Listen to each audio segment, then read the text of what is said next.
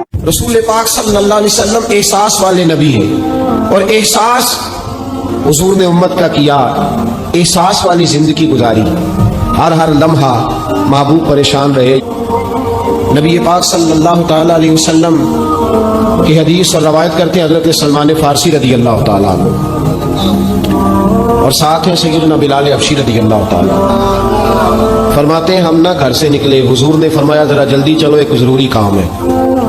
फरमाते हैं बड़ी तेजी के साथ आज रूटीन से हटकर महबूब ने तेज तेज कदम मुबारक उठाए, तेज तेज, और फरमाते हैं एक गली हमने क्रॉस की, दूसरी गली में जो पहुंचे फटे पुराने कपड़े, सादी सी बीबी, और हालत बताती थी कि बेचारी किसी गरीब घर की है। वो सड़क पे खड़ी थी और रो रही थी। मेरे करीम रसूल ने फरमाया बिलाल इसे पूछो क्या मसला है, क्यों रोती है। तो हज़रत सलमान अर्ज करते हैं मैंने कहा हुजूर मैं पूछ लेता हूँ, आप जाइए, काम बड़ा जरूरी है जो निकले, मैं मालूमात करता हूँ।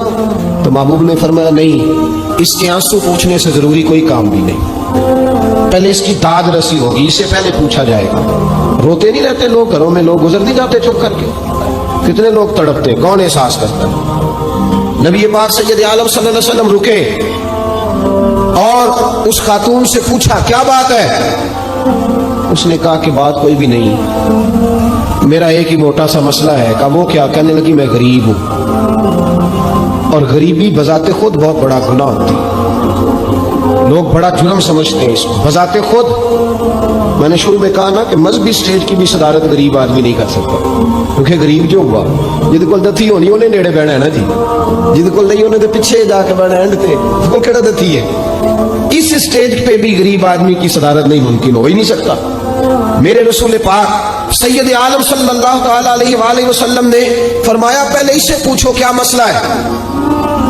वो कहने लगी मैं गरीब हूँ, बूढ़ी हो गई हूँ, सारी जिंदगी गुलामी में गुजारी है। तेल लेने आई थी 5 दिनार का, बोतल में तेल भरवाया है, और अब बूढ़ी हूँ ना तो कमर दर्द करती है, पैर पीछे मोड़ा है तो मैं गिरी हूँ, तेल जमीन पी गई है, अब जमीन तो वापस नहीं करती, लेकिन वापस जाऊंगी तो एक यहूदी औरत की मुलाजमा हूँ, वो दुर्रे से मारेगी, खाल उधेड़ देगी, मैं बड़ी परेशान हूँ, अब नहीं मार खाई जाती, हड्डियां बूढ़ी हैं, कुर्बान जाऊं। हजरत बिलाल को हुजूर ने हुक्म दिया, फरमाया दौड़ के घर जा 5 दिनार ला। फरमाते 5 दिनार लाए, तेल खरीद के दिया, वो फिर रोने लगी। फरमाया आप क्यों रोती है। उसने कहा बताया ना गरीब हूँ, गरीब का जुर्म कोई नहीं होता, लेकिन पीस दिया जाता है, फिर भी मार तो अब भी पड़ेगी, अब क्यों पड़ेगी। तो उसके कहने लगी महबूबा मार इसलिए पड़ेगी कि देर से क्यों आई है। तो मेरे करीम रसूल, और वो बीबी हुजूर अभी आए हैं मदीना तय्यबा, इमाम यूसुफ साली फरमाते अभी आए थे हुजूर, सुबुल हुदा व रशाद के मुसन्निफ कहते अभी आए थे नबी पाक, वो जानती भी नहीं थी।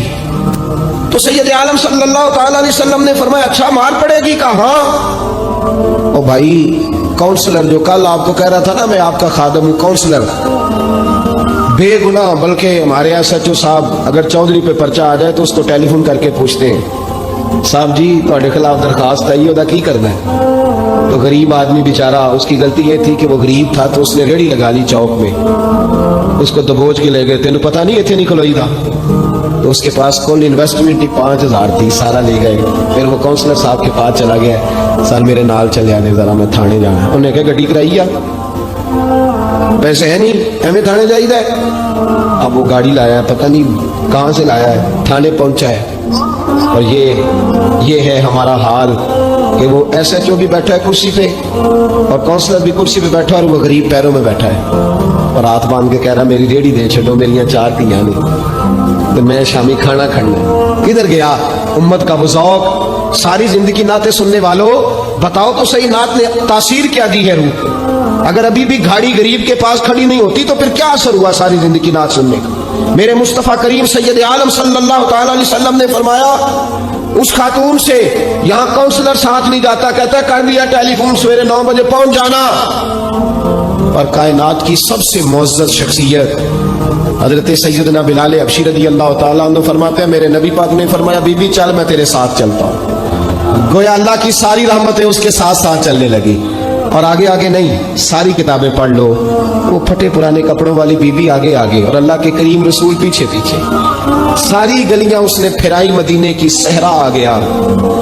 ایک دروازے پہ دستک دی سے مالکن آئی. وہ بیوی بعد میں کہتی ہے میں بھی بڑی ڈاڈی تھی, طاقت ہی نہیں تھی میرے سامنے کھڑا ہو سکے, لیکن جب میں باہر نکلی تو میں نے نور کے حالے میں لپٹی ہوئی ایک عظیم ہستی کو دیکھا. فرماتے محبوب کے گورے چٹے رنگ کے اوپر کالی زلفیں اور محبوب پاک کی مقدس آنکھیں جب تک بات کرتے رہے نظریں زمین پہ جھکی رہی.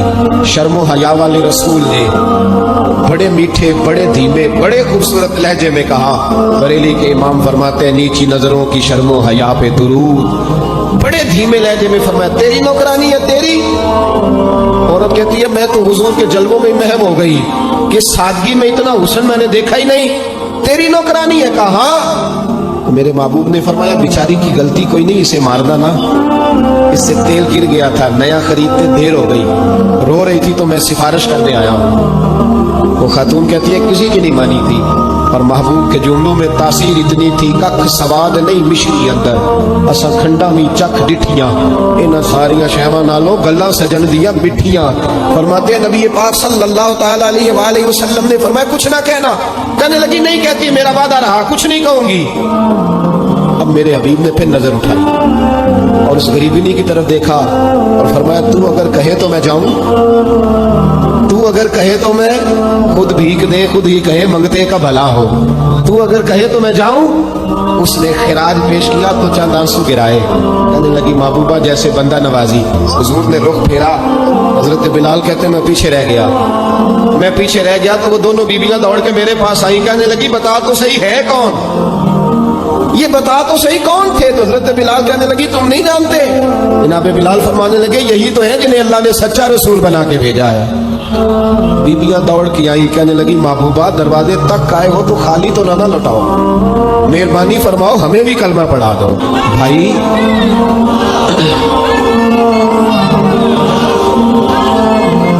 اگر دولت احساس ہے نا پھر تو زندہ ہے, جو زندہ ہوتا ہے اس میں لچک ہوتی ہے, جو مر جاتا ہے وہ اکڑ جاتا ہے. اگر زندگی ہے تو پھر احساس ہونا چاہیے. اگر تیرے اندر زندگی ہے تو پھر احساس ہے, اور اگر تیرے اندر احساس نہیں رہا تو پھر زندگی زندہ دلی کا نام ہے.